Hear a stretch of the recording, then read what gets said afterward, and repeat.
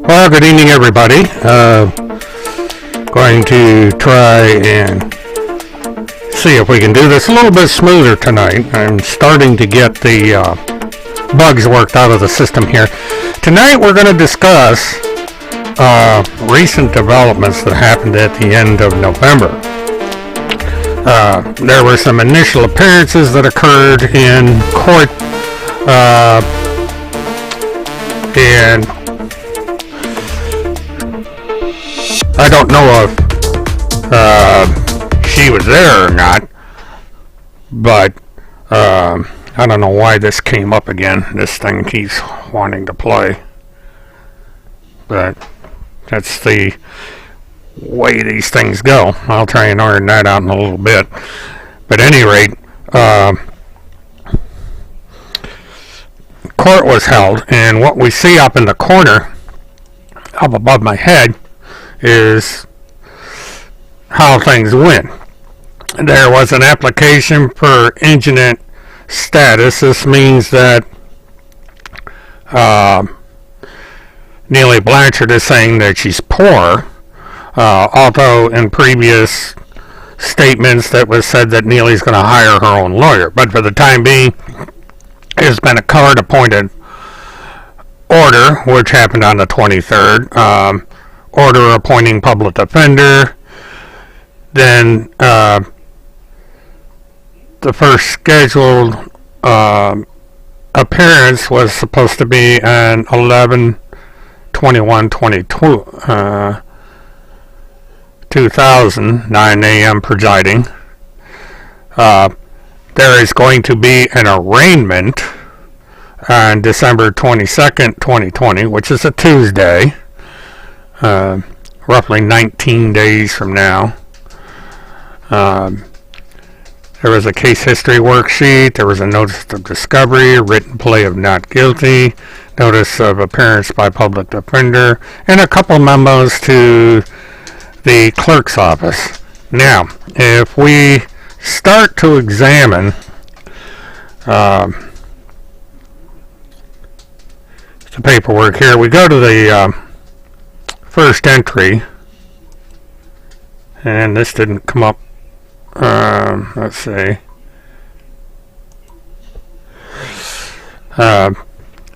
This gives you the full name of Neely Blanchard, which this woman has more names than I have Twitter accounts. Neely Lauren P. Petrie Blanchard, and I think there's an L in there somewhere. Probably for Lauren, depending on the way you look for the search. But anyway, there's that. And then we jump right into the plea. Now, let me do something real quick here. I'm going to get rid of my header so that we have a complete view of all these documents. So we go back to the plea. And gotta hit the right one of these. We go down, and it says the defendant in the above styled case through the undersigned attorney and pursuant copy of the formal charges enters a plea of not guilty, waives reading of the charge, and demands a jury trial.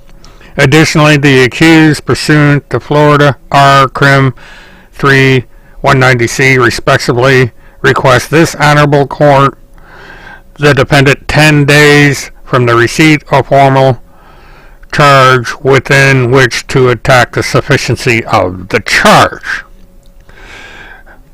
Now this is basically a formality. This is basically true of every.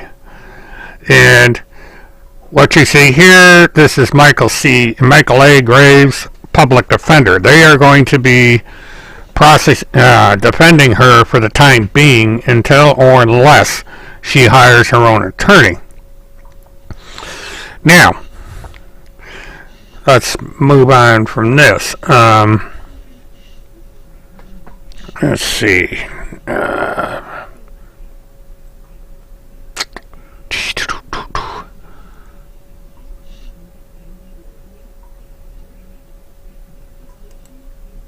Now we go over to this next document.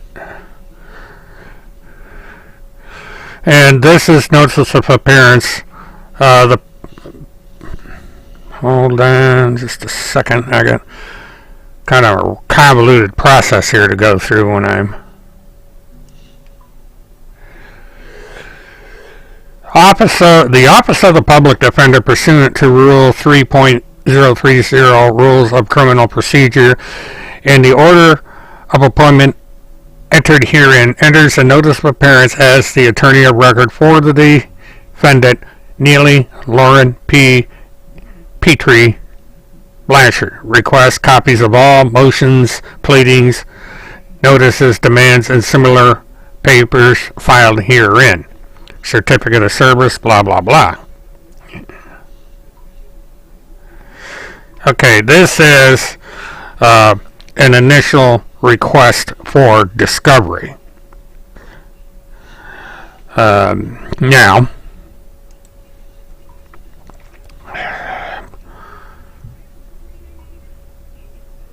in this paperwork, and this is notice of discovery. Again, this is formality by the defense, and this is rather interesting. This notice of discovery is rather thorough. Pursuant to Rule 3.220 Florida, blah, blah, blah, the defendant demands all discovery rights contemplated thereunder, which include but are not limited to the following: the names and addresses of all persons known to the prosecutor to have information relative to the offense charged, and to any defects which respect hereto. Now this is important because this is where, when this comes into the court and I obtain it, this is going to give us the names of all the witnesses that may or may not be called into trial. It's going to be all witnesses that may or may not have been interviewed by the investigators. So that's going to be important ones to have. And also, the second point, the statement of any person listed in compliance with the preceding paragraph. So any witness statements such as that by the woman and her child are going to be entered into discovery and eventually to the public. The substance of any oral statements made by the accused. Same thing. Any written or recorded statements of co-defendant, principal, accomplice, or accessory. Number 6, the substance of any oral argument of a co-defendant, principal, accomplice, or accessory. Now this this may or may not be significant depending on what is said and who it was said by. Those portions of recorded grand jury minutes that contain testimony of the accused, co-defendant, principal, accomplice, or accessory. Any tangible papers or objects which were obtained from or belonging to the accused. Now this is important because this has to do with computers, telephones, any virtually anything that was in the home or in the possession of Petrie anywhere in the country. This can mean a lot of stuff. Whether the state has any material or information which is provided by confidential informant. What the state intends to present to demonstrate said informant's reliability. Name and address of the confidential informant. They won't be confidential anymore. Means by which the attendance of the confidential informant in court may be secured. Item 10. Whether there has been any electronic surveillance, including wiretapping of the premises of the accused or of conversations to which the accused was a party, and any documents relating thereto. This is another important one. We're about to find out if and how the government had these people under electronic surveillance. Remember the videos that I've made on this subject. And, okay, we go from here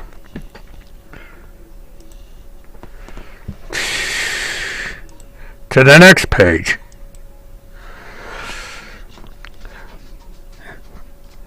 Number 12. Reports or statements of experts, including results of physical or mental examinations and of scientific tests, experiments, or comparisons. This may have to do with gun residue, may have to do with figuring out if this woman is competent to stand trial, all sorts of things. Any tangible papers or objects which the state intends to use in hearing or trial hereon which are not obtained from or belong to the accused. 14. Any material information within the state possession or control which tends to negate the guilt of the accused as to the offense charged. This is what's known as exculpatory evidence. 15. This is a very important one. The FBI record, the NCIC record, the FCIC record of any other record of prior criminal convictions of the defendant or witnesses expected to testify at hearing or trial in this case. This particular provision can have widespread implications not only for Neely Blanchard, but for anybody else connected to this case. This is a very, very important provision. Any and all dispatch records from the arresting agency and further discovery materials as justice requires. Beginning to think there was a spelling error there, but we'll see.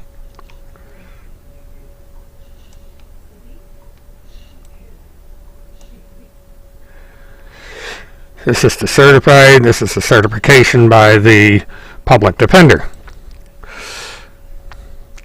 Now we go to this document.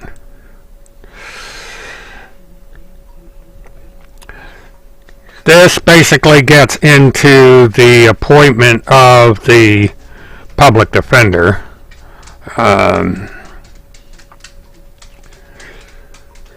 This is basically saying that the court understands that Neely Blanchard is broke and can't afford an attorney. Appointment of public defender.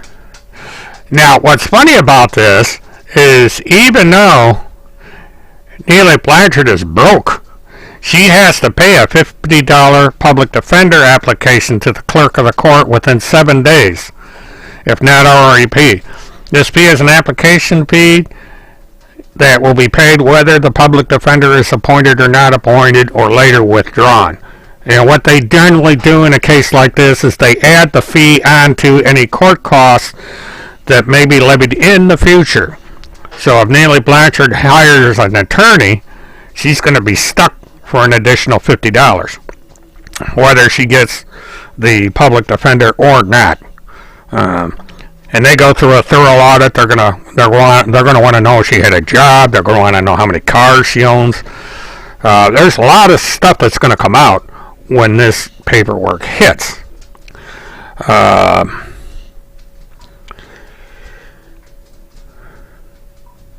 Now, let me get set up here.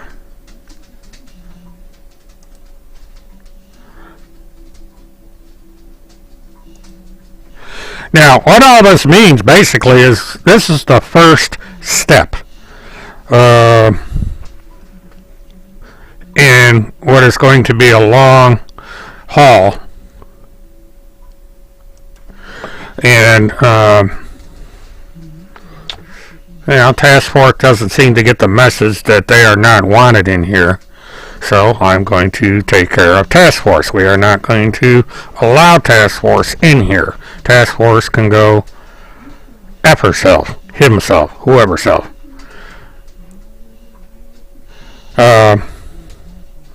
Now there has been absolutely no movement in the Field McConnell case that I know of.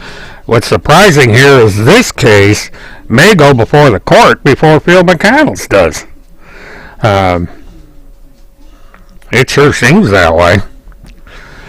But if you watch that short clip, at the very end of the clip, just before I rounded the corner, there was a building in the distance.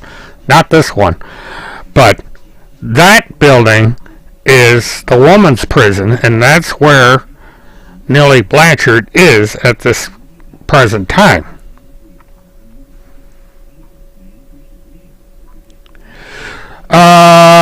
Just Me is asking if Neely is still married, won't her husband's income come into play? That's a good question, and it's one that I do not know. I'm going to try and research that to find out. Because if, in any marital arrangement, each spouse is responsible for the expenses of the other.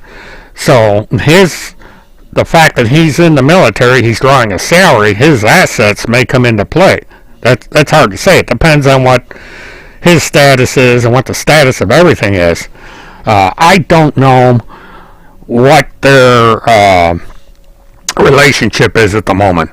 I don't know if they're still married, if they're separated, if they're divorced.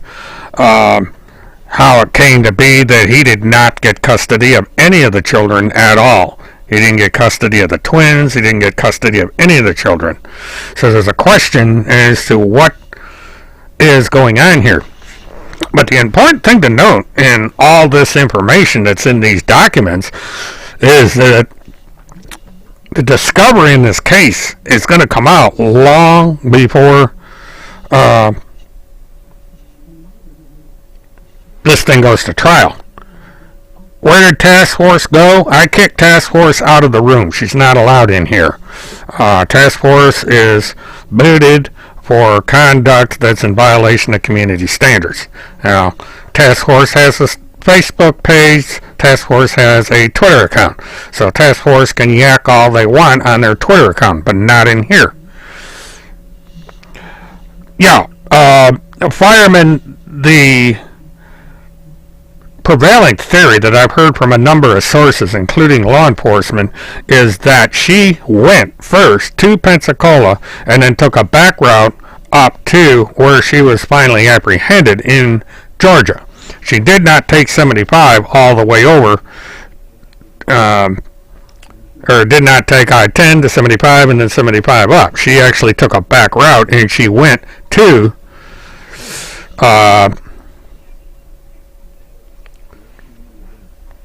took a back route to Georgia.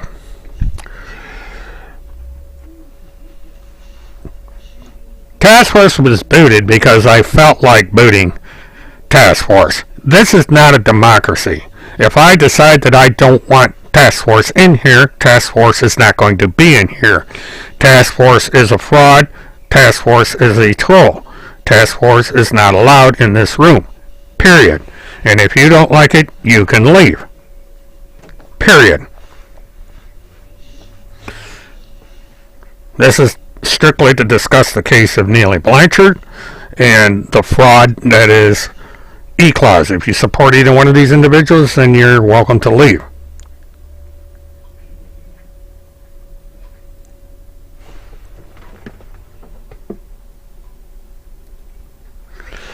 Okay, let me do that.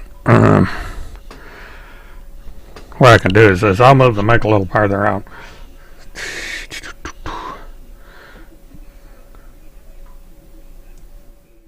Okay, testing 1, 2.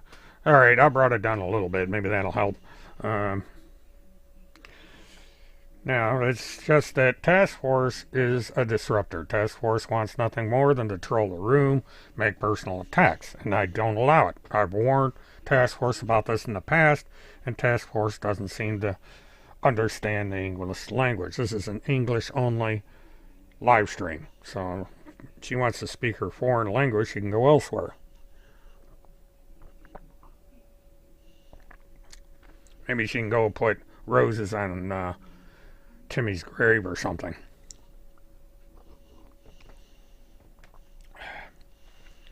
But anyway, but the next appearance of Neely Blanchard is going to be Tuesday the 22nd. Okay, we're down too much, so let me bring it up a notch.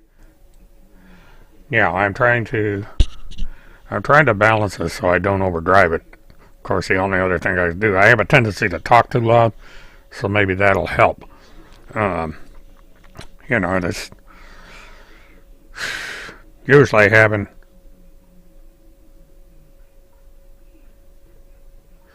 Well, as long as what I don't understand, Callus Nippo, is why you're so concerned about task force, considering who task force is.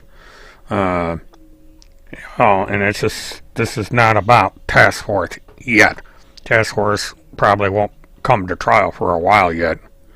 So, when task force is behind bars and awaiting trial, then maybe I'll discuss task force, but not right now. Redline asks, is Timmy dead? Well, that's an open question here. Because, like I've said in previous live streams, we have not heard from Timmy.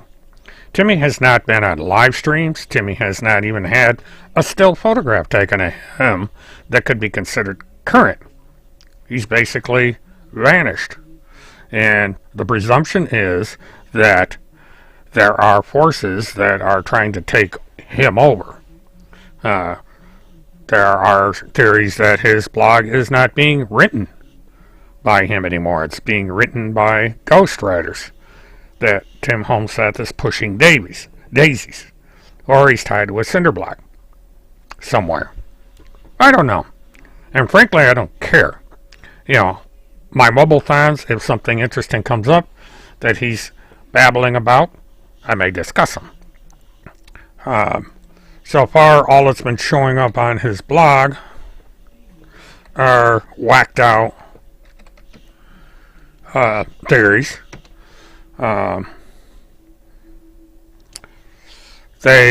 He's now claiming that Chris Hallett was assassinated, or I should say whoever's writing on that blog on his behalf states that Chris Hallett was assassinated. They're making the false claim that Chris Hallett was a congressional oversight defense contractor, but they cannot provide any paperwork from the federal government that says he is a defense contractor. You could do a FOIA at the General Accountability's office, and they're going to tell you they don't have any communication with E-Clause or Chris Hallett. They never applied for a contract. They just, there is going to be a record somewhere of a contract with someone like E-Clause. It's the law, as Kirk likes to say. This government doesn't operate in a vacuum, so.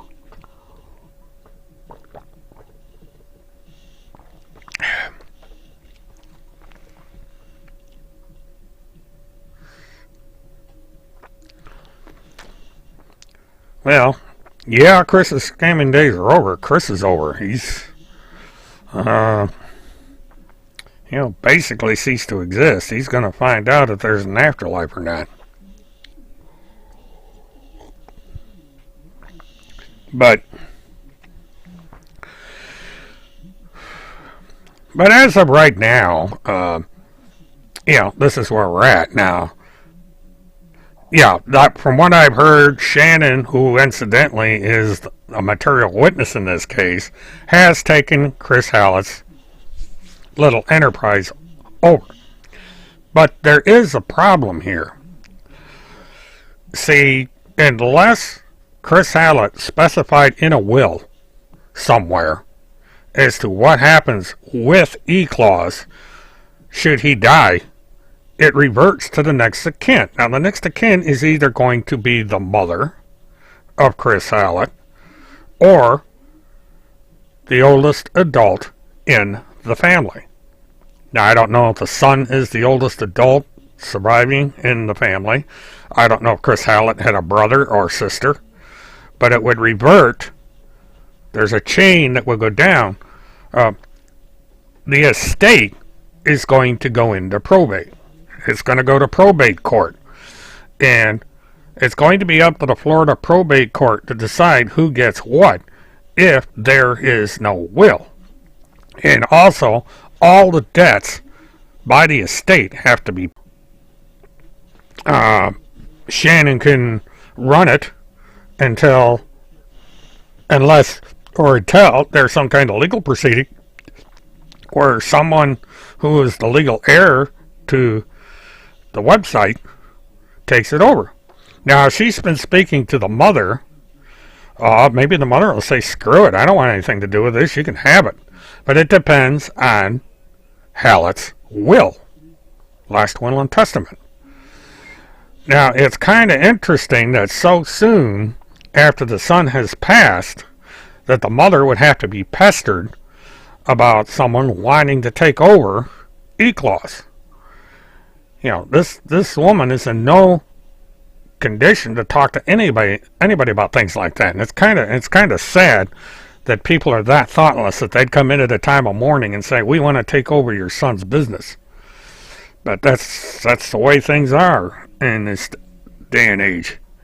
You're a little bit late, Levi, but you can always watch the replay. I'm getting my usual buffering problem tonight, but, you know. Damn, Task Force, you don't take a hint, do you? Well, I'm just going to have to kick you out again.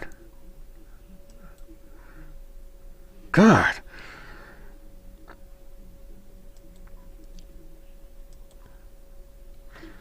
Well, I'm just going to have to keep an eye on the chat. Task Force just doesn't... You know, this is what I don't understand. You know, I go through this every show. What is this obsession with Task Force? Why does Task Force care so much about this channel? I mean, Task Force pretends to be this all-important government agent. They have the ear to the President of the United States, blah, blah, blah. So why does Task Force feel it necessary to troll this channel? I don't know. But every time Task Force comes in here, she violates the rule. And so every time she comes in here, Task Force is going to be thrown out and her posts removed. Simple as that.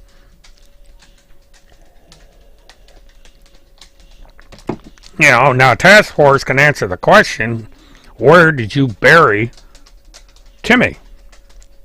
And why haven't you failed to produce evidence that Timmy is still alive? If everybody thinks Timmy's alive, it should be an easy thing to prove. But Task Force won't do it. Which, again, gets back to this case. Because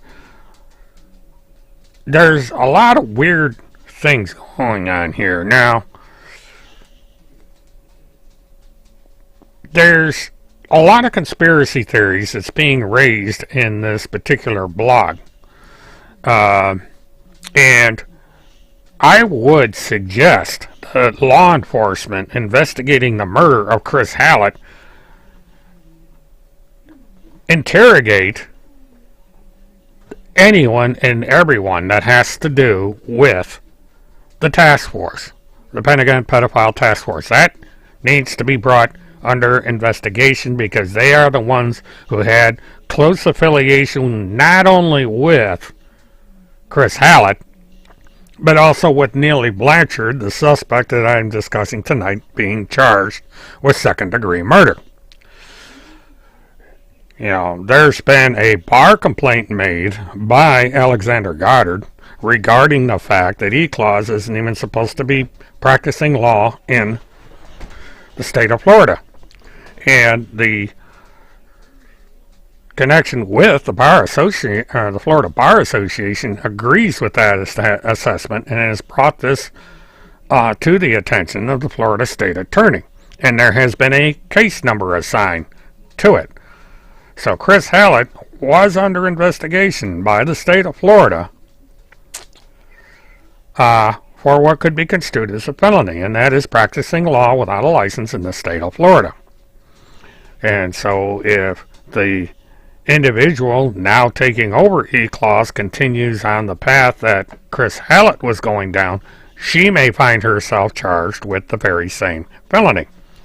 Now, when you take over a company, you take over the liability of that company.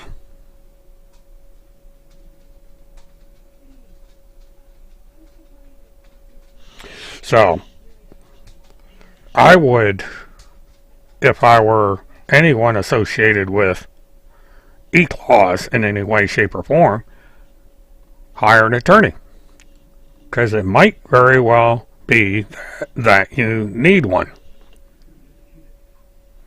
You know, that's what we're going to find out as the months, you know, the discovery alone is going to bring out a lot in this case.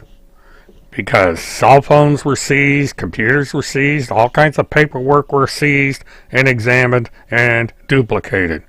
Now, just because all this stuff was given back to their prospective owners doesn't mean that law enforcement didn't copy everything. And we're also going to find out if anybody's been wiretapped. Now, just think for a moment, you know, if they go and find out that someone has been wiretapped, the question is going to be is what was found out in that wiretap? Are they going to come back and there's going to be a whole bunch of little black lines where redacted here, redacted here, redacted here? Now remember, I recently discussed this subject in my prior log where I got into the practice of geolocation. And I said there's 9 ways to Sunday that people can be tracked, they can be tapped, and all kinds of information can be garnished through the use of a search warrant. So these people that are running these fake government agencies and task forces and commands and clauses might want to think that they, you know, when they stare at that telephone or that computer screen, is there a law enforcement officer on the other end watching what they're doing and listening to what they're doing? So, you know, well, if Timmy encouraged people to use the Second Amendment, it looks like Neely Blanchard did just that, even though he says she's framed.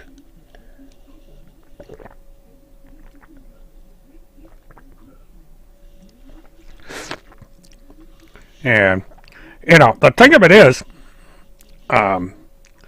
these people still don't understand the trouble they're in. They don't understand that it takes time for investigators to build up a foundation of evidence, and they're just keeping right on doing what it is that they're eventually going to be charged with. You know, I've never seen such a crazy and stupid bunch of people. They're just walking right into a government trap. And, you know, one of these days, you know, somebody's going to be pounding on the door, and they're going to open the door, and it's going to be a badge thrown in their face, and the handcuffs are going to come out, and away we go.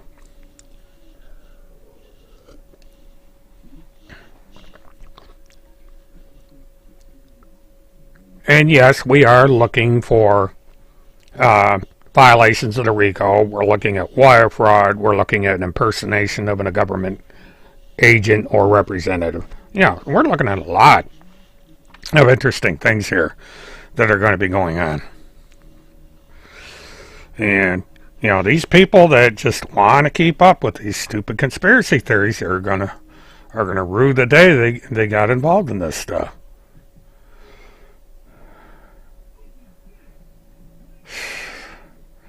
You know, just yesterday just today actually, there was one of these weird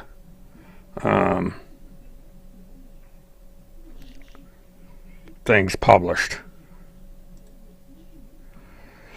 And it says the Republic is about to shake. Explosive news coming in. Chris Hallett, Congressional Oversight Defenders contractor assassination. Now, by publishing this article, which will be forwarded to the law enforcement, people are going to zero in, or at least law enforcement's going to zero in on what is going on here. And there are two pieces of paper that I didn't put up. And the reason I didn't is because of the email addresses that are in there.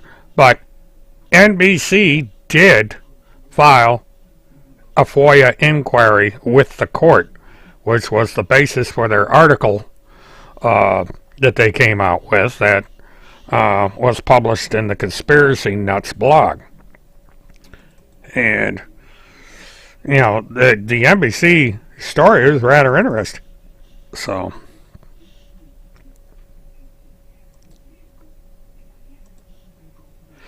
what is this?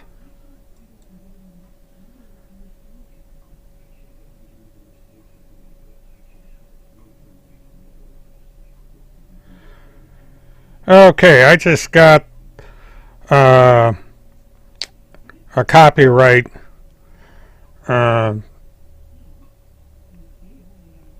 strike that was made against TimothyCharlesHomestuff.com, and the intellectual property in question has been removed. Thank you for contacting GoDaddy's Copyright Claims Department. We are committed to assisting intellectual property owners in taking action against IP infringement. The content in question has been removed by the owner of the website. As such, we have closed this claim. If you feel there's still a case of copyright infringement, please submit a new copyright claims with updated details. So, she won her copyright claim against the blog. There is a new article that was posted in the blog that came out at 10:30 p.m. And it's basically just the same nonsense. He is describing Chris Hallett as some kind of defense contractor. And Alex filed a FOIA complaint, and the owner of the blog took it down. And what's interesting is the owner of the blog, who is supposedly someone that is all big on the First Amendment, did not dispute it. I thought that was kind of interesting. You know, all of a sudden they're not disputing these DMCA complaints. They're simply taking them down. So as they say, how about them apples? But, you know, it's...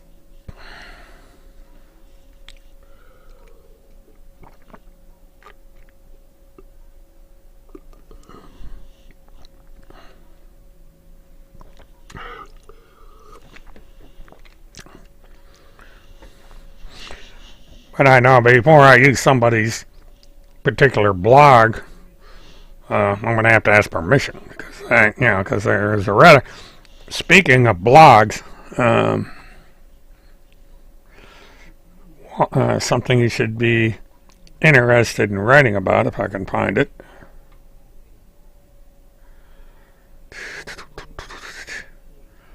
Okay. I've got to go over to Facebook.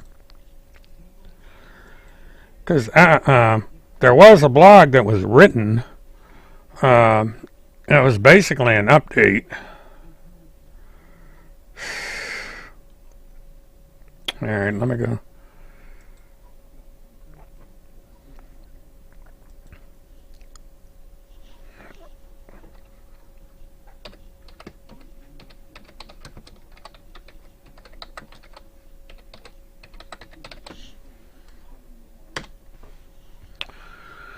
Okay.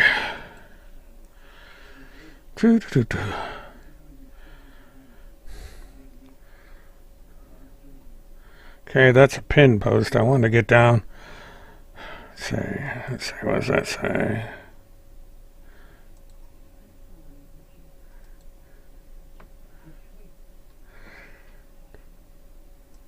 Okay, there is this blog that brings out a lot of interesting facts, and it's very worthwhile for people to read it. But to give you a little example of what's in this blog,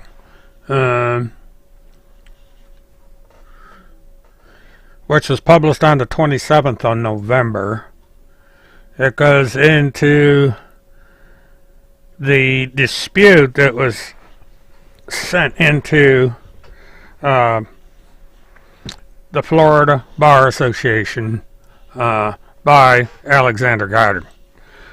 And this is the way it reads. This is the Office of the State of Attorney, Felony Division, Ocala, Florida. In reference, unlicensed practice of law investigation of Christopher E. Hallett, case number 202035051, parentheses 5. Now this means that there was an active investigation going on in the case of Christopher Hallett. Dear Sir, Ma'am, enclosed, please find a copy of a complaint recently received in our office from Alexandra Goddard regarding Christopher E. Hallett. This raised unlicensed practice of law concerns because Mr. Hallett is not a member of the Florida Bar. Generally speaking, to practice law in Florida, one must be a member of the Florida Bar. Additionally, Mr. Hallett appears to be a sovereign citizen. The Florida Bar Standing Committee on Unlicensed Practice of Law has addressed issues related to the Florida Bar's investigation and prosecution of unlicensed practice of law enforcement complaints involving sovereign citizens.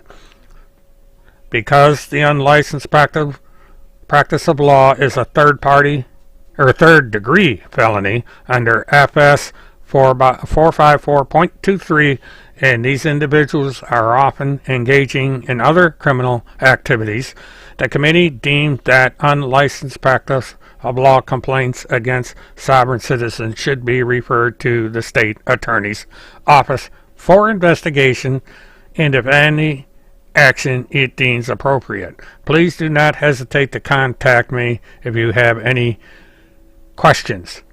And this is Ganesh L. Coxum, Bar Counsel, URL Department, blah, blah, blah.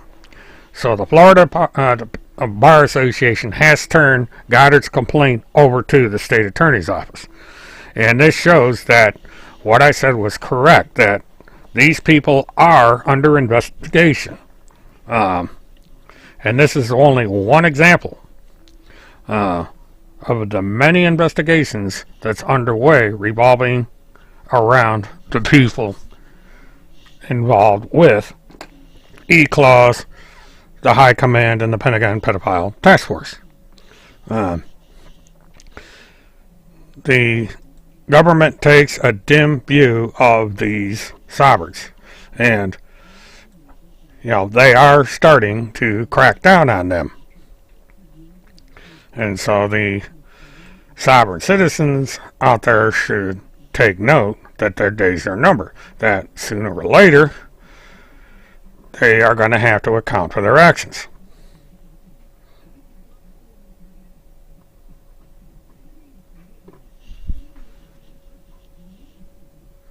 Yeah, I gotta feed that wood stove. It's cold out there. So I got a sweater on instead of a shirt, because I don't have heat in here.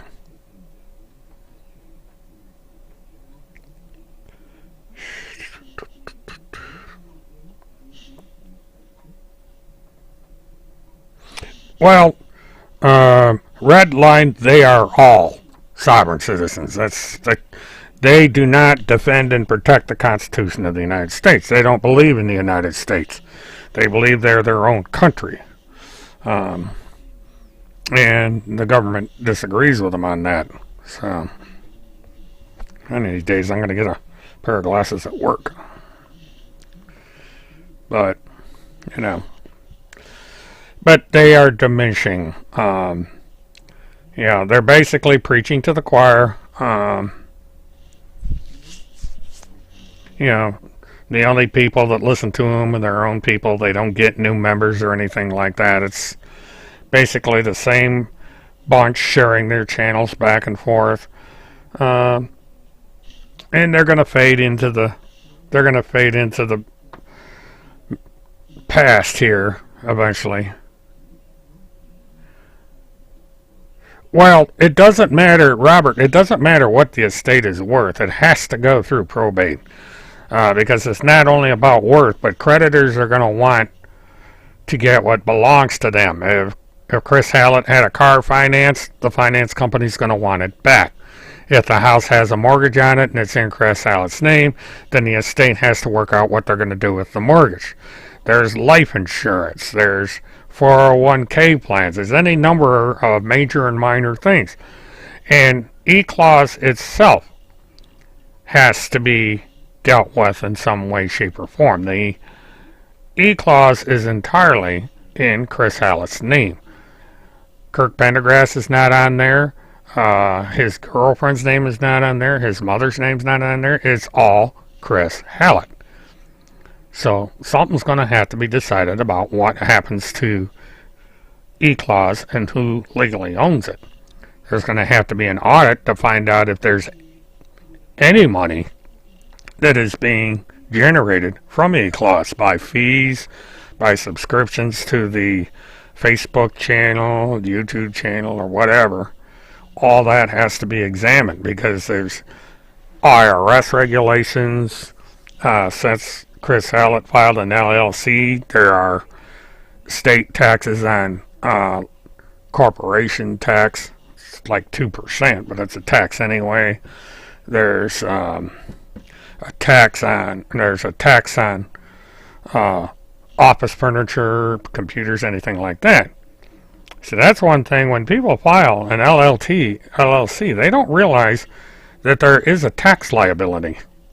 Because Florida doesn't have an individual income tax, but they get their taxes from corporations. And E-clause is a limited liability corporations. And there is a tax that you file when you own a company every year, and you have to list if you own a computer, if you own office furniture, if you have an office, all your cars, if you're a car dealer, all of that's subject to what we call an inventory tax, because that's how you value a company, and this is how the state of Florida gets paid. And so if E-clause was following the law, they would have to file that.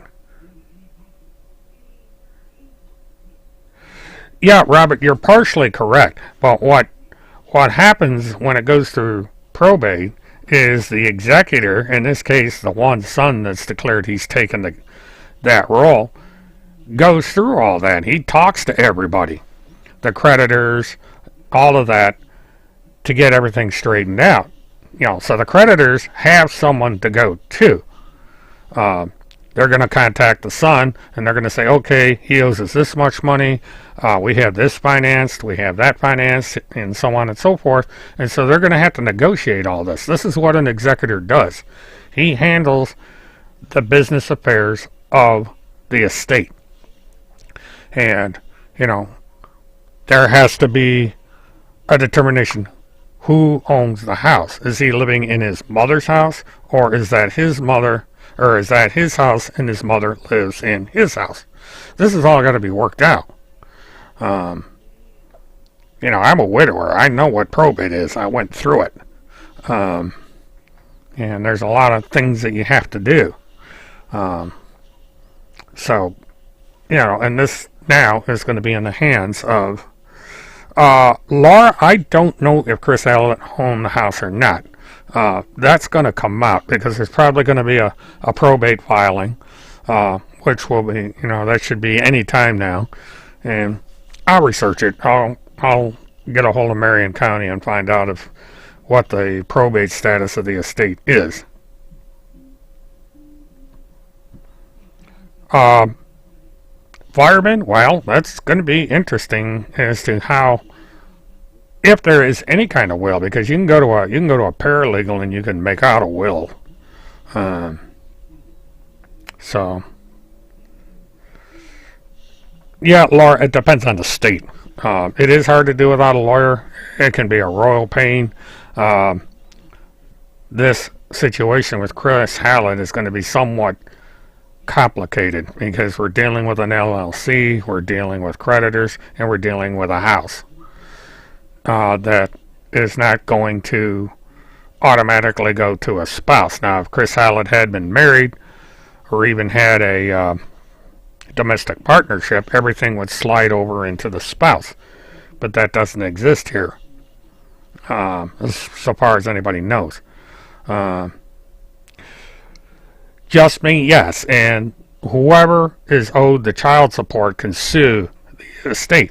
See, this is why I got into civil liability, is because whoever takes over E-clause is going to find it's not going to be easy, because if somebody sues for monies owed, such as a sibling or an ex-wife that's owed child support, there can be a lien put on E-clause as well as on the rest of the estate. So that that would be interesting. Somebody find out that a red line, find that out for me. That'd be interesting to know.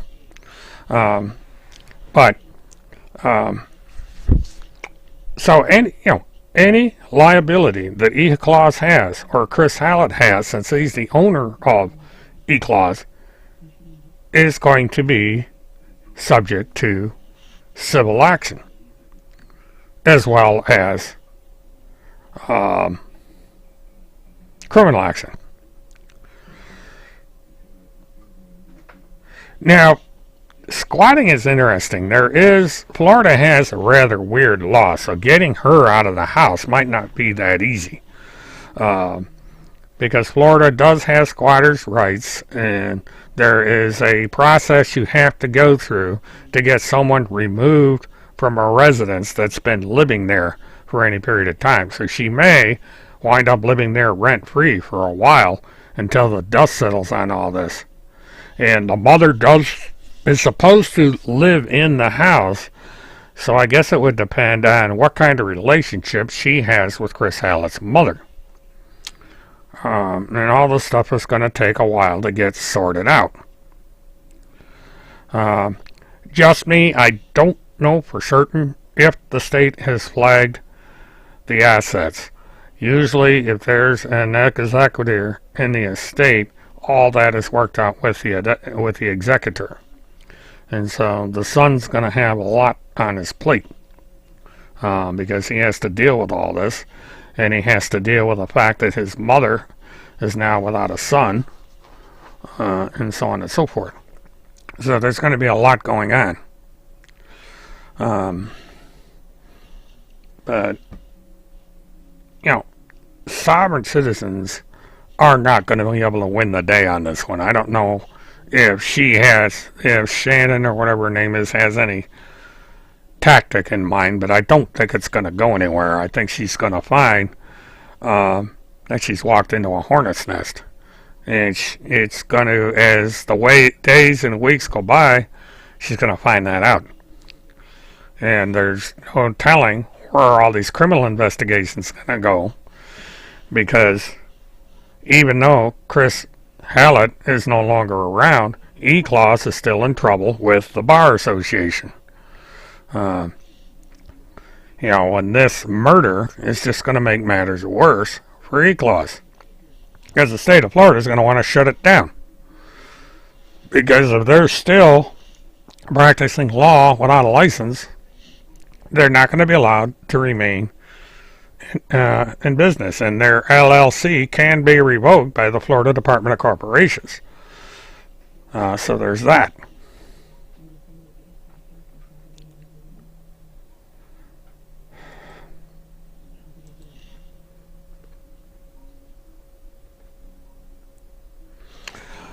Well, L. Kennedy, that is I hope that the son is paying attention to all this, because if the Chris Hallett's mother gets tied up in this, she then shares the legal liability for anything that happens with that company. Because if you attach yourself in any way, shape, or form with E-clause, you're attaching yourself to any outstanding civil liability as well as any outstanding criminal liability that may come up. So, depending on the mental capacity of the mother and how she feels about sovereign citizens and all that, the mother may wind up being sucked into this mess, and she doesn't deserve to be.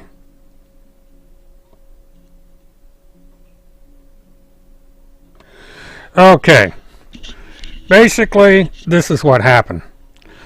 There's a woman by the name of Neely Blanchard who has been having trouble with CAPS for quite a long time, and she had a set of twins in her latest problem that she was fighting with, and through intermediaries she met Chris Hallett of E-clause, and Chris Hallett made promises that he could help her out. He came up with all kinds of paperwork that Neely Blanchard then took to various courts and so forth and so on. Chris Hallett claimed to be a member of a task force, namely the PPTF, and he had connections with Congress and with various state officials, and he could work to get her kids back. And Neely Blanchard eventually became very closely attached to E-clause. She even had an E-clause license plate, E-clause t-shirt, and she was heavily promoting E-clause. And then earlier this year, allegedly under the advice of Chris Hallett, Neely Blanchard took her two twins away from her mother, who had legal custody of their children, and without the mother's knowledge, and she went across the state of Kentucky with the boys. There was a Amber Alert put out for the children. She was found to have the children with her. The children were returned to the mother, and Neely was charged with interfering with the custody of two minors. And a week before the 15th of November, she was formally indicted on those charges. Now, Neely Blanchard wound up in Pensacola, Florida, and then went from Pensacola, Florida to Ocala, Florida, to Christopher Hallett's home. And for whatever reason, she shot Chris Hallett twice in the back. Chris Hallett laid on the floor, realizing that he had been shot, probably realized that he was going to die, and said as much. And Neely turned and pointed towards the witness, attempted to fire the gun jammed. This gave the witness an opportunity to take her child and go hide in another part of the house. Neely unjammed the gun, turned around, said something to Christopher Hallett to the effect that you took my children away from me, you bastard, or something like that, and executed him. She unloaded whatever ammunition was in the gun into Chris Hallett. He died. She took off. And this happened at 9 o'clock at night on a Sunday. At 12 hours later, give or take, she was arrested in a gas station just across the Georgia state line in Valdosta, Georgia. She was then extradited back to the state of Florida.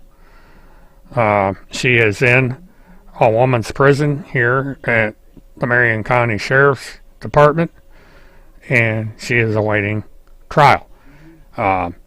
There was legal action taken the last week in November, and she is expected to have another court date of the 22nd of December, and that is going to be where the arraignment is going to happen, and she's going to be charged. And she has been charged with second-degree murder. She has entered a plea of not guilty. She's been appointed a public defender, and now it's kind of a waiting game to see what's going to come out. There has been requests for discovery by the defense, and that's going to take a while to be handed over to her. And there's where we're at right now. So, let's see.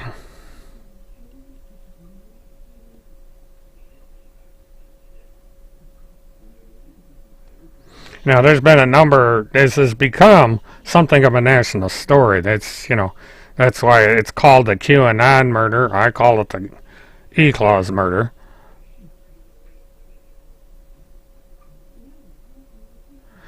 Well, just me. I don't know the layout of the house. I don't know if they would have been able to get out of the house without confronting Neely. Now, apparently, they did the right thing, because once Neely shot Chris Hallett, she left the place. I don't know if the mother was in the house. The witness was a woman known as Shannon, who has now taken over E-Clause. She apparently was Chris Hallett's girlfriend. Apparently they had a very close relationship, and the child was the daughter of Shannon. And that's as far as we know right now. It is unknown if anyone else was in the house besides Shannon and the child. This is all going to come out in discovery, and so we're going to start learning. And it's all alleged. Neely is innocent until proven guilty, as is the case with all of this, and so we're just going to see what comes up.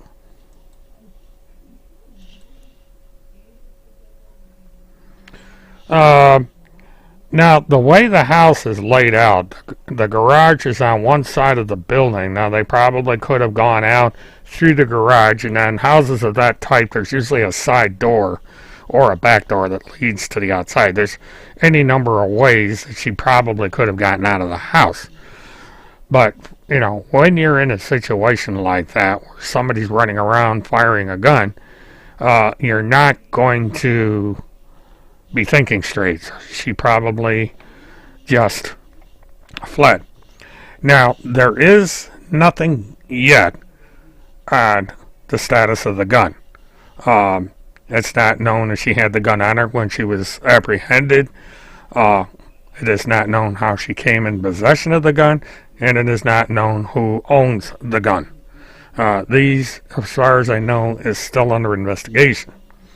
Now, since her husband or ex-husband is in active military, he would have a sidearm. There's a possibility she got a hold of the gun that way.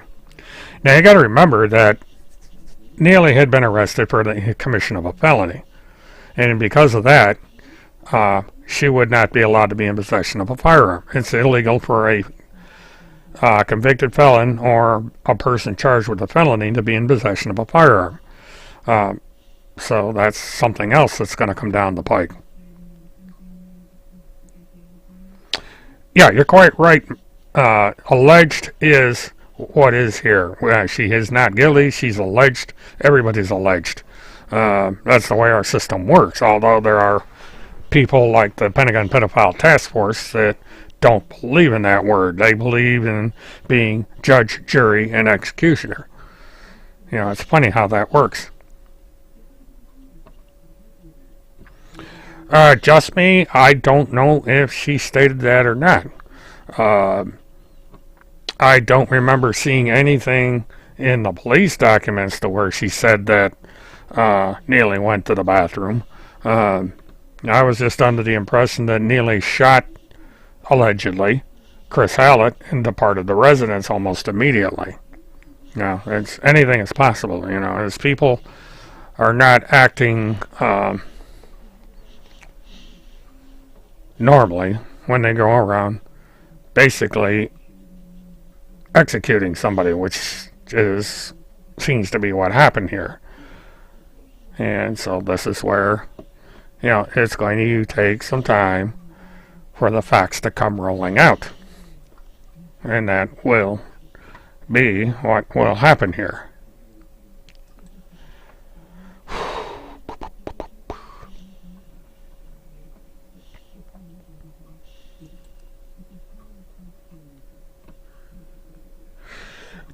Well, Martha, that would have to be investigated to find out if the gun did in fact come from Field McConnell. Now, it has been alleged that Field McConnell well, that didn't work. It is said that Field McConnell did supply a weapon to Cynthia Abzug, and that's what got her in trouble. But in February, we're going to find that out, because that case will be getting, there'll be something coming forward on the 14th of February. So these cases are going to be working in tandem with each other. I believe it's either 14th or 15th, I can't remember. But it's mid-February that we're going to have a hearing of some type in the connection with Cynthia Abzug. It's alleged that he gave the gun to Cynthia Abzug. I don't know if he gave the gun to Neely Blanchard. That's something that's going to have to be found out, because everybody wants to know where the gun came from. It's kind of an obvious question, because how was it that a felon got a gun? And, the woman is not, I don't know why that's doing that, but I'm getting an echo. Well, sorry about that. I'm trying to keep from hearing myself in the headset. It's distracting, and all of a sudden, where's Dr. Good Vibes at? Good question. Haven't heard much about him. He's basically no longer relevant, so I haven't really been paying attention to him. He's probably just continuing on Field McConnell's legacy, for whatever good that is. Yeah, Martha, Field McConnell had a gun on the show.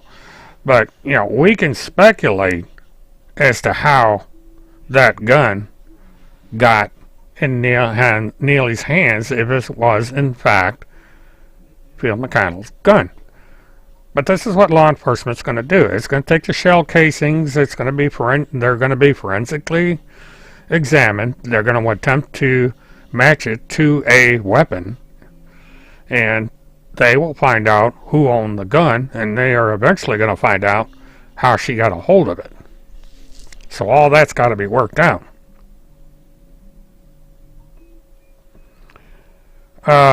There is not going to be any way to get Field McConnell out of Florida. He still has to go forward with a trial at a minimum. He does have a bar lawyer representing him. So these two idiots need to sit back and let Field McConnell's lawyer do his job. Because there is always the possibility that Field will get off the hook. So, right now, Field McConnell is the least of anybody's problems. Field McConnell may find himself in the middle of this case before it's over, if it is determined that he is the source of that weapon. Remember, when you go back and look at the documents and see what's in there regarding discovery. This is one of the things they're going to ask for in discovery, because the defense is going to want to know everything there is about that gun. And so this will all come out. But I do not see Field McConnell leaving the state of Florida until after the trial, or until the state decides what it's going to do.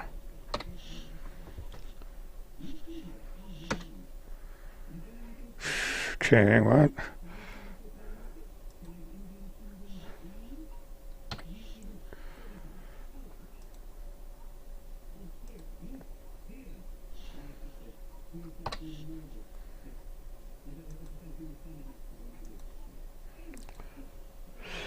But we see because of the coronavirus, everything is basically on hold.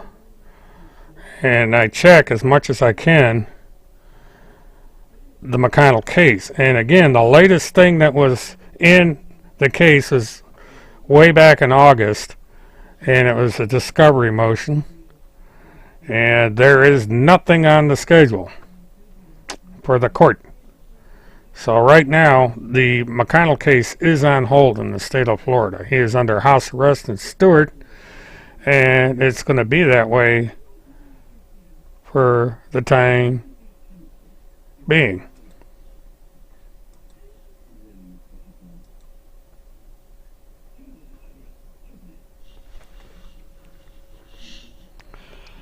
But that's the big question of the day, is going to be, where did the gun come from?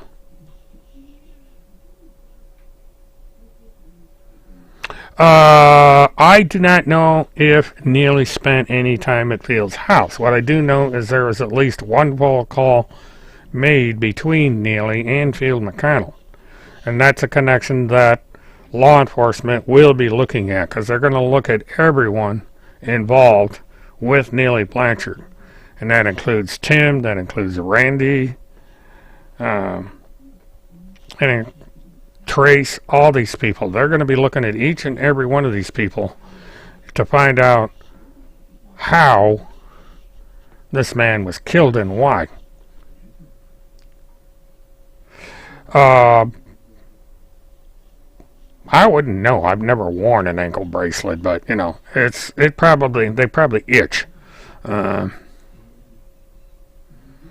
Yeah, that guy, apparently what he's done is he's let his hair grow until the day that Phil gets out of jail, and it's gotten quite long. I was wondering why that guy was letting his hair grow out, and now that I found that out recently.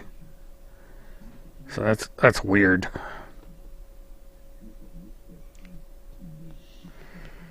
Yeah, this whole bunch around Field McConnell are weird.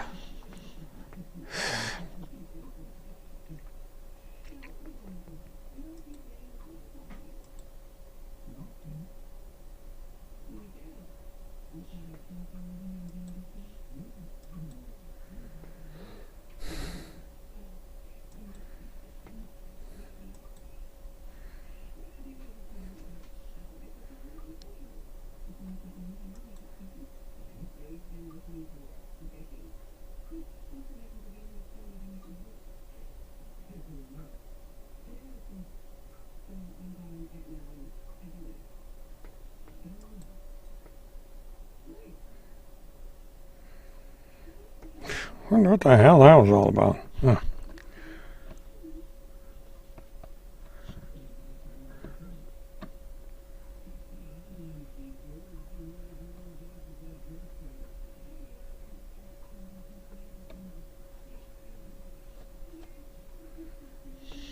I don't know. Phil's going to look like Rapunzel before too long.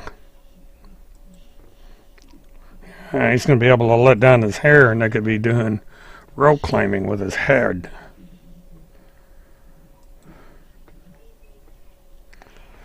If he had a hair in a different place, he could be a member of the ZZ Top.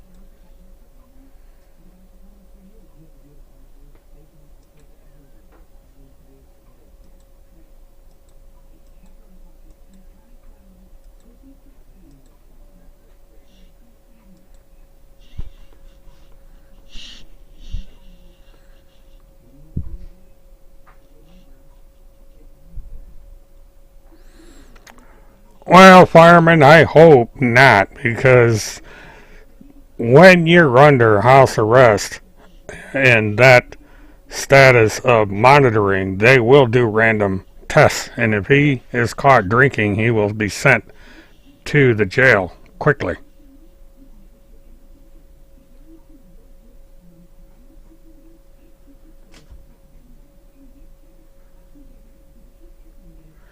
Okay, Robert, if that's the case, then we are looking at a rental house. And I did not see where that looked like a duplex now. It might explain the way the foyer is laid out. But again, all this is, I'm going to have to go and do a county search. 16060. That'd be interesting. Well, that would explain the number of cars. There's like a whole bunch of cars in front of the property. There was a Toyota parked by the garage. There was an SUV. There was a Chevy minivan, and I can't remember what the other car was, but there were 4 cars parked in that driveway.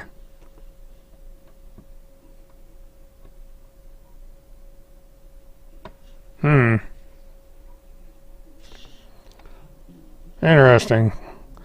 Because because the way I was looking at that house and I was up there, I didn't see a garage on the right hand side. There's no driveway. The way the house is laid out, there's an extension that goes to the right, but it does not go around to the back of the house where there would be a second garage. The garage is on the left side of the house and it faces the street.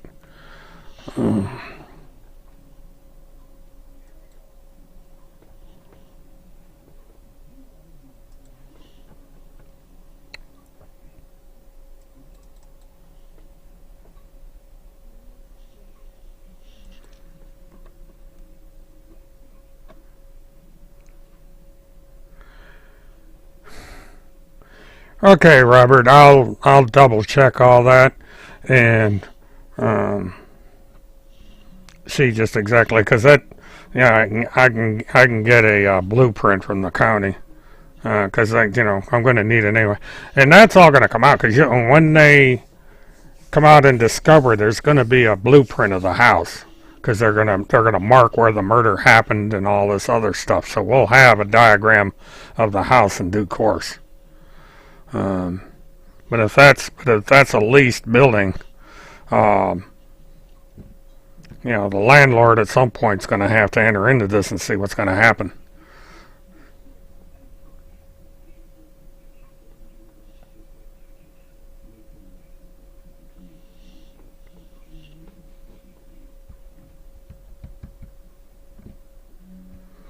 Because if there is any kind of difficulty, then the son may take the mother in, depending on where he lives and what kind of a house he's got.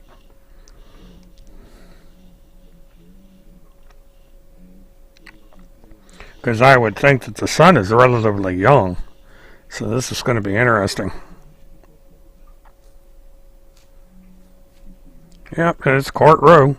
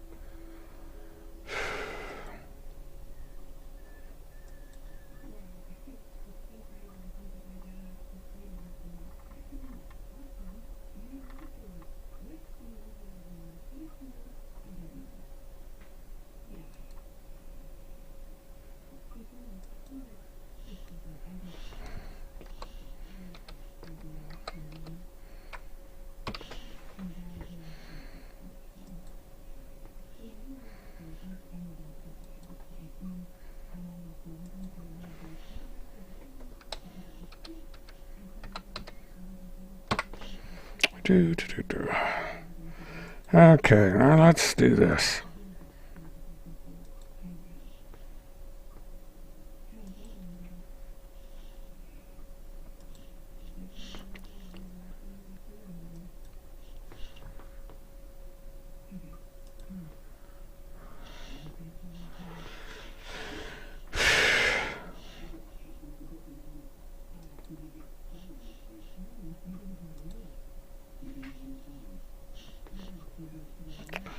Alright, now let me bring this out.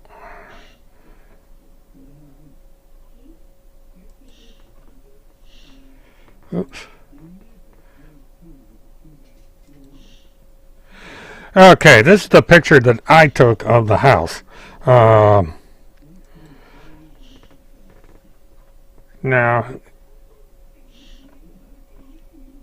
let's see if I zoom in. This looks very much like a duplex. Because normally in a duplex you have this split entrance. You've got on the left where the barbecue grill, you have one window. On the right you have another window. All the way to the extreme right there looks like a hidden entrance over there. And over on the extreme left you have another hidden entrance. Now this is something I hadn't noticed before. And then if we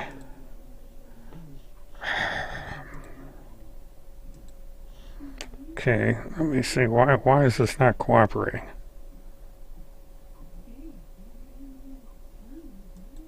There we go. Now let me pull back. And let me pan over this way.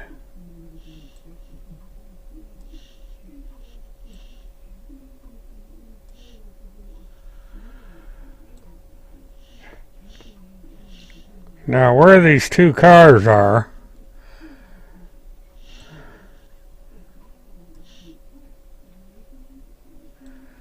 is this is the front facing garage. That big SUV behind the minivan is supposed to be the one that is owned by Field McConnell. Now, if I move over this way, if you look at the windshield of that minivan just over the top of it, you're going to see the profile of another car. This is a gray Toyota Corolla, or silver Toyota Corolla that looks like it's parked next to the garage. So, yeah, I can see what you're saying about this being a multifamily. When you look at the front, that's a good sign.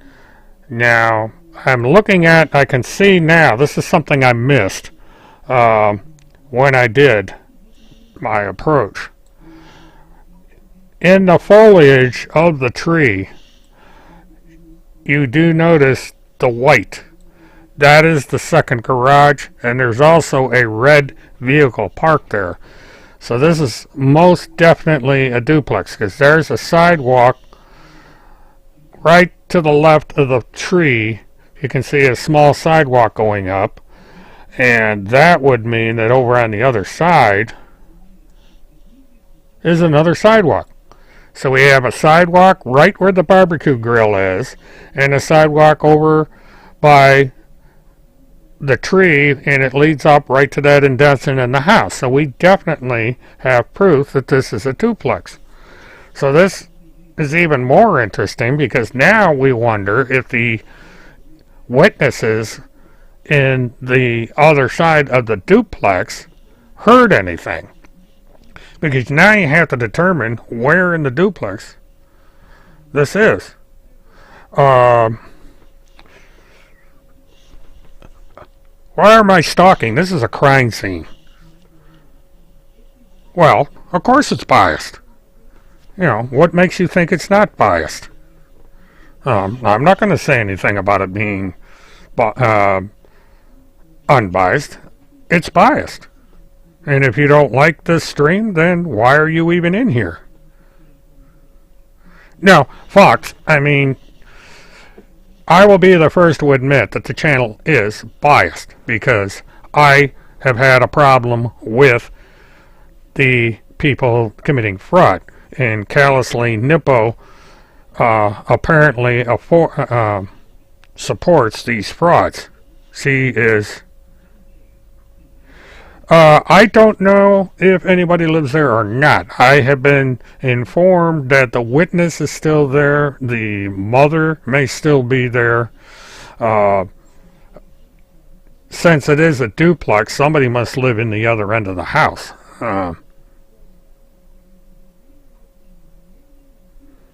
Well, I've had it happen, Nympho.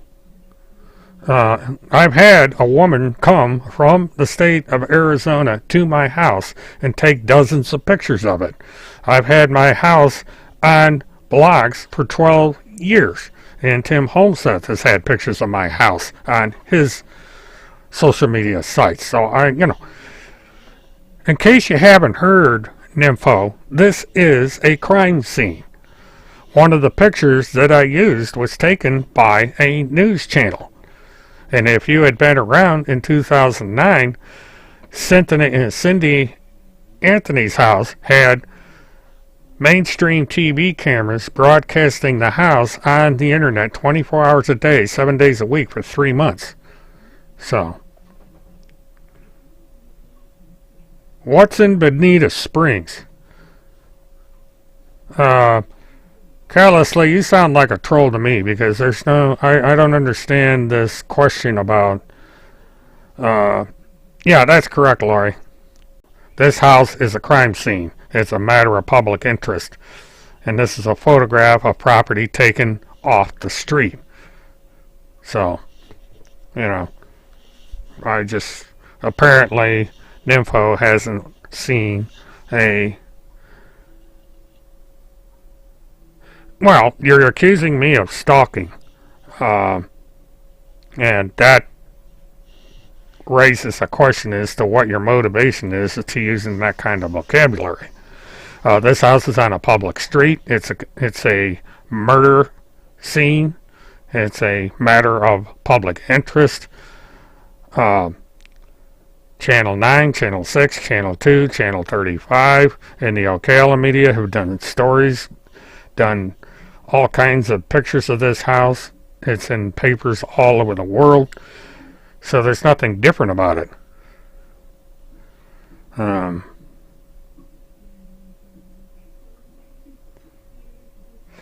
Why did you use the word stalking?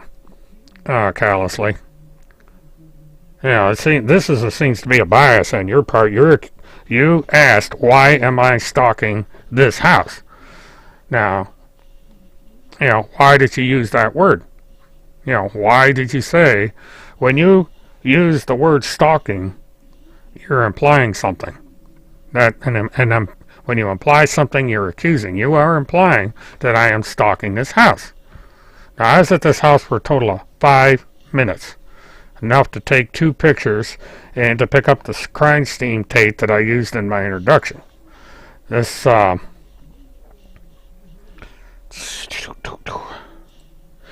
piece of crime scene tape came from across the street. It's the crime scene tape that was put around the house. And there's another picture that in my introduction clip is the picture I used in that was from the Marion County Sheriff's Office. It was the crime scene tape that was put around the house. And that same picture has appeared on media all over. So, you asked why I was stalking. And you did not say, why was I at the house? Why was I taking pictures of the house? You specifically asked why I'm stalking. That is implying that I am stalking. And it is not stalking. The house is on a public street. Not been murdered in that house, there would be no reason to be there. But Chris Hallett was murdered in that house. It is a crime scene. And it is a matter of public interest. Period. You know, so it's obvious to everybody in here what the implication was when it came to that remark. So, but it's, you know, it's unfortunate that people have to resort to this kind of tactic to disrupt a discussion of a very serious matter here. A man has been killed. A woman is in jail awaiting trial on the charge of killing him. And what everybody in the public is trying to do is to find out why things intensified to the point where this alleged murder happened. Yeah, I agree with you, Fireman. You know, the people like the task force and the high command are hijacking legitimate individuals and organizations that are out there trying to put a stop to the various forms of child abuse and the pedophilia and so on and so forth. And they go around falsely accusing people of not being what they say they are, and they're doing it all for political reasons. You know, at the point, I don't care if you supported Trump or you supported Biden or who you supported, but these people that are committing these frauds are clearly Trump supporters, and to the extreme, and they're damaging the legitimate movements out there trying to put a stop to child abuse and legitimate problems with CPS. Because they, you know, people that look at these organizations are going to say, well, they're conspiracy theorists, they're lying, so that means everybody's lying about there being problems with CPS and all this other stuff. It's all a hoax. And so this turns the mainstream public off. When you get these weird organizations getting involved and distorting the truth and making themselves out to be the ones stopping this when they're not, it turns the public off. And it makes it that much harder to fight the very abuses that everybody claims that they're fighting. And this is one of the reasons that I do that. But, you know, I'm not explaining to you guys. I'm explaining it to anybody that might tune into the show that wants to understand why I am biased. I'll be the first to admit it. Why I am biased towards Hallett. Why I am biased towards the high command and the task force and all these other clowns, because they are frauds. They are criminals. And they need to be exposed for what they are. Now, it's unfortunate that Hallett died because of his actions. But he caused it to some degree. He got this woman so irate because he made promises to her that he not only could not keep, but did not have any intention of keeping. She came to that realization and allegedly shot him. And this is all going to come out in the trial because the defense is going to raise it. He's going to say this woman, in a fit of rage, committed a crime of passion. She was betrayed. She was made promises that could not be kept, and the murder happened.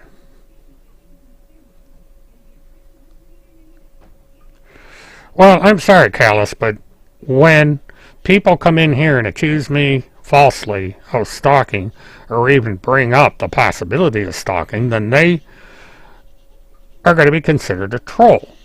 Because you don't seem to understand that this house is a crime scene. And because it's a crime scene, people are going to be taking pictures of it. National media has already taken pictures of it. The major news stations in the Central Florida area have been out there with cameras and had it live on the air. And as this trial comes up, there's going to be more pictures taken of the house. There's going to be more TV networks out there doing stand-ups in front of the house. The house is going to be in court. They're going to have a blueprint of the inside of the house. The names of every single solitary person associated to that house is going to be made public. That's the way it goes. And apparently you have not witnessed the kind of things that happen in Florida when these kind of high-profile crimes hit the airwaves. Nancy Grace went on a sightseeing tour of the Cummings house, where the child was allegedly kidnapped from. Showed the bed, and there were pictures of that house all over the place. I personally took pictures of that house. I took pictures of the Trenton Duckett apartment. I've taken pictures of the Anthony house because they're crime scenes. So, it's the way you frame the question that makes people wonder what your true motives are. When you say, are you stalking, or why are you stalking? That's the implication. Words mean things. You need to take a look at what you wrote. It's right there on the chat. The specific ways of doing stuff. Well, what it is we are brutally honest. Because you don't seem to understand how things work. That when a house or a location becomes a crime scene or an important part of the public interest, people are going to go there. They are going to take pictures of it. They are going to look at it. And as long as they remain on public property, you can go out there and stare at a house all you want. I've had it happen to me. Even though I wasn't in the national news, I had people take pictures of my place of business. I had people take pictures of my house, and so forth. I've had a woman running the Pentagon Pedophile Task Force that publicized pictures of this house where I'm sitting right now. So, I have experience at this. I've been the target of it. So, you can go on Google Earth and get a picture of that house if you want. It's going to be a picture of the house as it was 4 years ago, but it's there.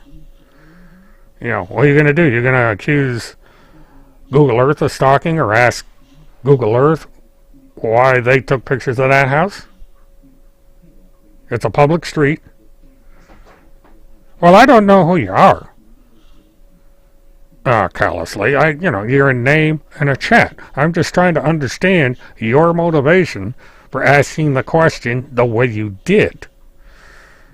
Now, I didn't click you and ban you from the room. I can knock you out of this room and with a single click, but I didn't do that because no, I'm not wealthy.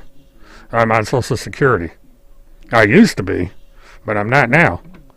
I'm on Social Security. I live in a mobile home, 30-year-old mobile home in the suburb of Orlando, small city of Apopka, Florida. I'm a retired truck driver. And so that's my biography.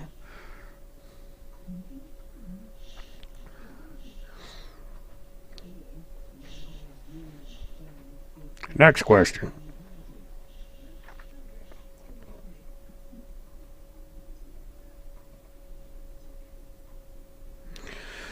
Well, it's just that if you ask a question like that, explain why you address it the way you do. That's the only thing I ask.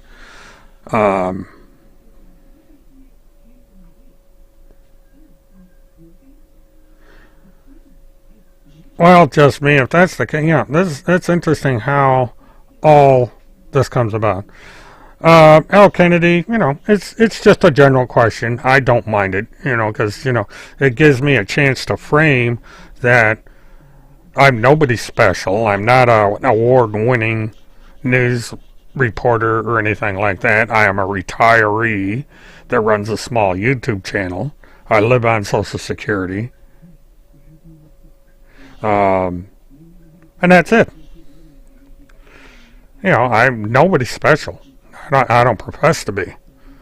I'm one of hundreds of millions of people that have websites all over the world. And, this is the way it is, and I find it surprising that a number of people pay so close attention to this channel. That task force, for instance, feels the need to come in here and disrupt things. Now, task force is a troll. That's clear. Task force is also a crook, a grifter, and a fraud. That is...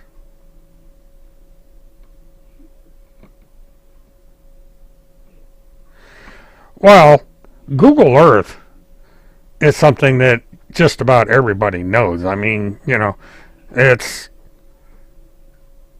quite a few people know about Google Earth. I've known about Google Earth for years. They advertise it. I don't know if Field McCannell has more than one son or what the situation is with the son.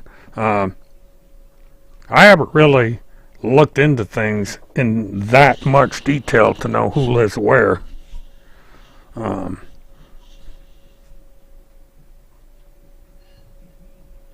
I live in Central Florida. The city of Apopka is 20 miles northwest, of Orlando. It's kind of towards the west side of Orange County. Now, Amelia Island, I would think, is from, if I remember my geography correctly, is about a 2.5, 3 hours from where I live.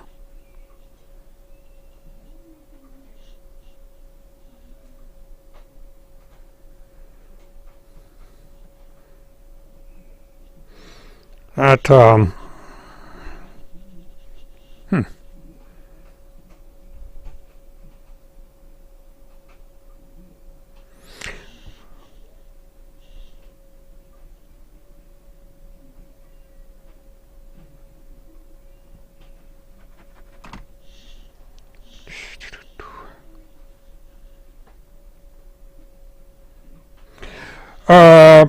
okay, I missed that statement.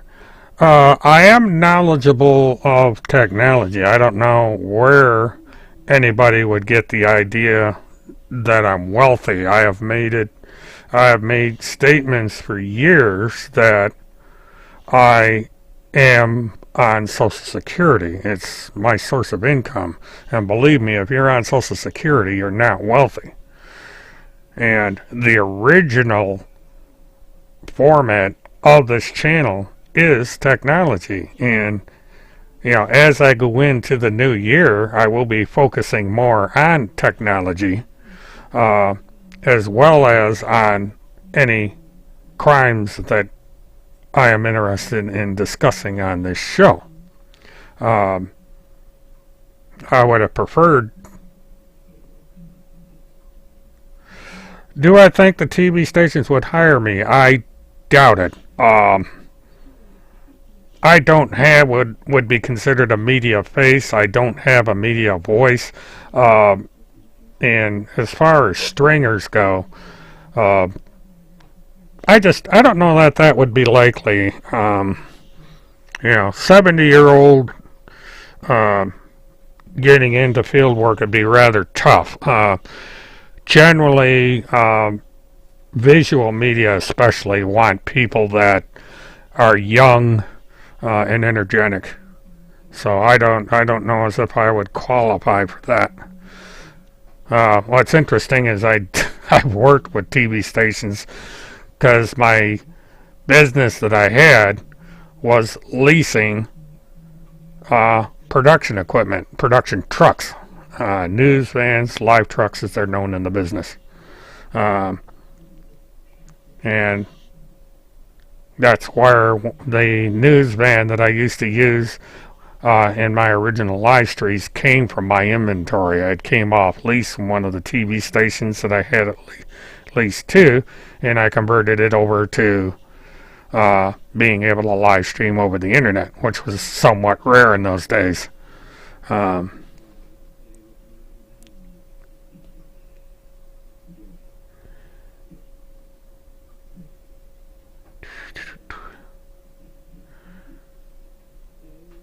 Oh yeah, that's alright.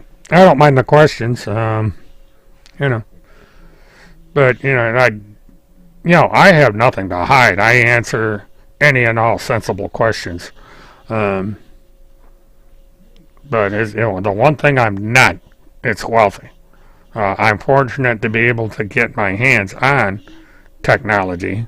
I have ways of doing it. It doesn't cost me a whole hell of a lot of money. And, it's some of the stuff I've had for ages and what was left over from my business. So, but, one of the reasons I don't go flying off to Colorado or any of these other places is because I don't have the money to do it. And it doesn't look like that's going to happen in the near future. It's certainly not going to make it off of YouTube. I'd have to have 1 million subscribers on YouTube to make even a fraction of what I'd need to do anything, and that's never going to happen. I'm content to have the 1,000 plus subscribers I have now. I'm just waiting on YouTube to decide when they're going to allow me to do live streaming on my mobile devices, because that's the next step.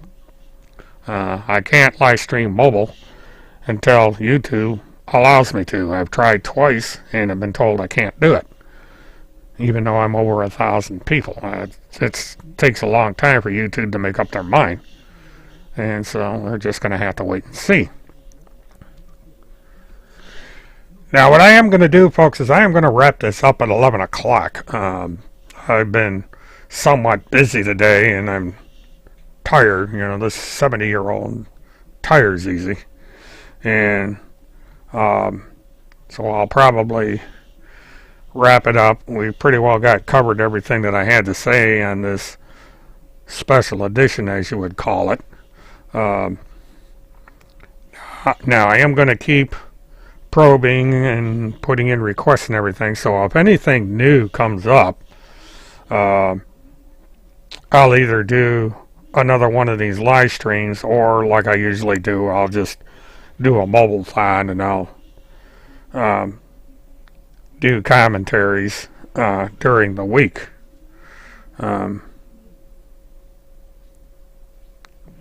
Firemen, I tried that, and they caught me. It goes over the AT&T wireless system, and then that's why I can't do it. Now, if I were to get that new satellite thing through Musk, then I could do it. And I'm talking to engineers to ask them if there's a way to, I would like to do what they do with Dish Network and have a tracking dish on the top of my SUV, and that would keep in touch with the Starlink cluster, and I would be able to live stream that way. But it just seems like a convoluted way to do something that could be simply be done over a cell phone. And what I'm hoping for is that sometime in the next few weeks, YouTube is going to make their decision. Oh, hello, Astro. Is going to make their decision as to when I could mobile stream, and at that time, I will be able to come in and live stream mobile, because there's all kinds of things that are going to open up if I can get over into mobile live streaming. There's going to be a lot of stuff I'm going to do that has nothing to do with true crime. And I've got the Mesa project coming up, I've got the Townie project coming up, I've got the T10 project coming up, and all of these need to be done live streaming mobile. So,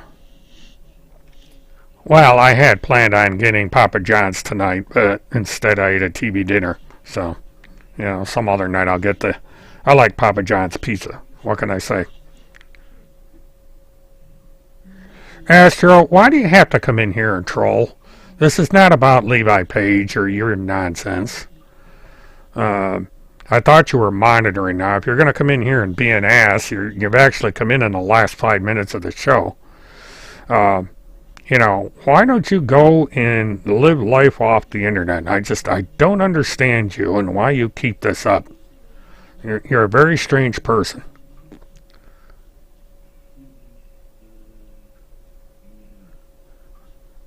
Why am I making her pizza? I like pizza. I like Papa John's pizza. It's 2 miles down the road. Why do you care? Yeah, you know, Astro, you got something against pizza? Well, I don't understand, you know, why you bring up this thing about pizza. You know, I like pizza. I like Papa John's. My favorite pizza with Papa John's is a mushroom and cheese pizza. I love it. I like the way Papa John's makes their pizza. Gotta watch my celiac. I eat too much pizza, then, you know, my celiac acts up. So I just kind of have to space out when I eat pizza.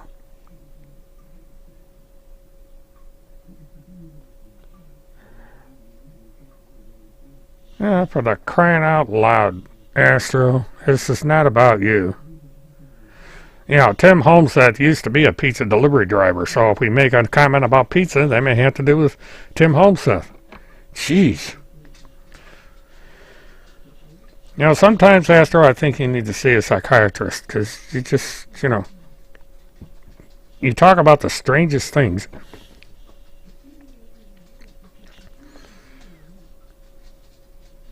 You know, I don't even know why you bothered to come in here, Astro. Jeez. You're like task force. You just come in looking for trouble. You know, the first thing you do when you come in here is make a snide remark about Levi. That's enough to get you kicked out of the room.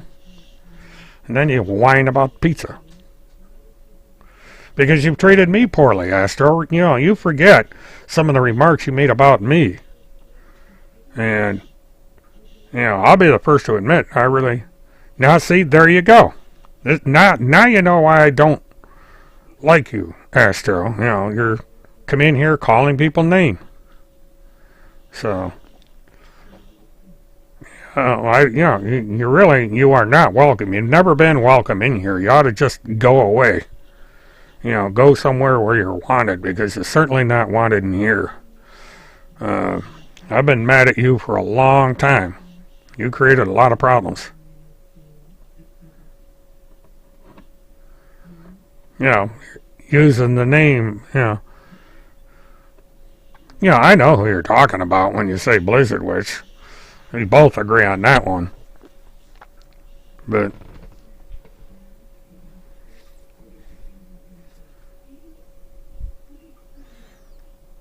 well, you know, it's 2 minutes to the end of the show anyway, so it's just this, you know, I'm not going to go over my scheduled stream time because of Astro.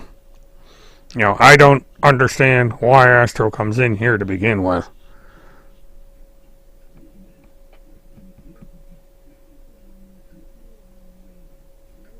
Well, I agree with you on that, Astro. I've agreed for a long time on that. But he's beyond redemption if he is still alive, which I have my doubts about. You know, you should be asking that question. You should be asking for a proof of life as to what happened to him, because, you know, I'm beginning to wonder if he's alive or not. And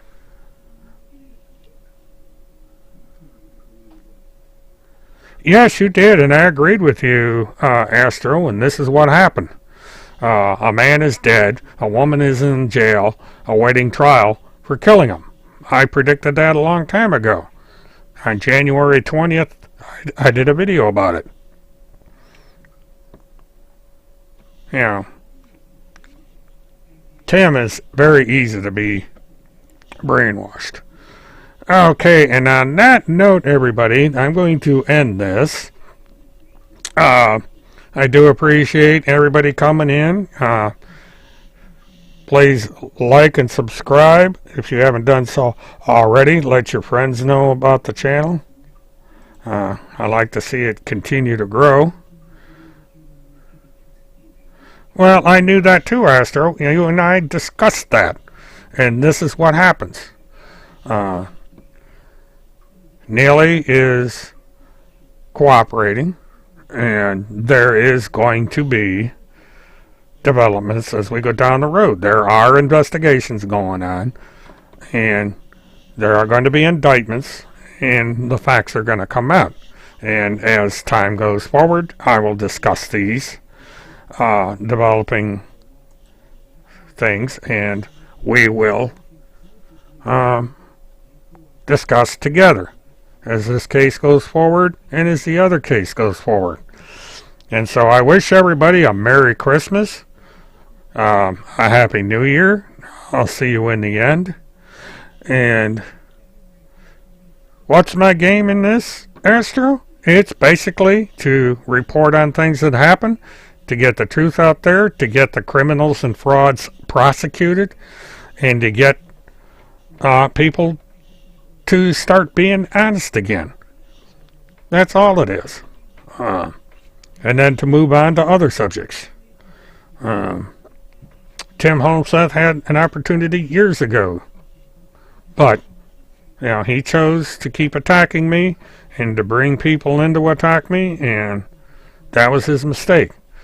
Because if tonight there would be somebody else talking about Neely Blanchard and Tim Holmseth, it wouldn't be me. But since he's kept me in the loop, this is what's going to happen. No, I'm not signing on. I will be back. I do scheduled live streams every Friday. I won't be doing a live stream tomorrow night unless something dramatic happens, because I've got a tight schedule coming in starting Saturday. But usually every Friday I do a live stream, and during the week I do what I call mobile-thons, where I make little comments on various subjects, and that's the extent of it. And so I'll be on the air throughout the rest of the year. So I'm hoping that I'm going to try and get my schedule swung around to possibly go up to Ocala on the 22nd to cover the story up there live. No guarantees, but I'm going to see what I can do. I got a little bit of time that I can hear all the time, so feel free to monitor. And with that, once again, this is William K. Murtaugh, Mert Witness 1, wishing you a good weekend and the remainder of the holidays. Stay safe out there and have a good one.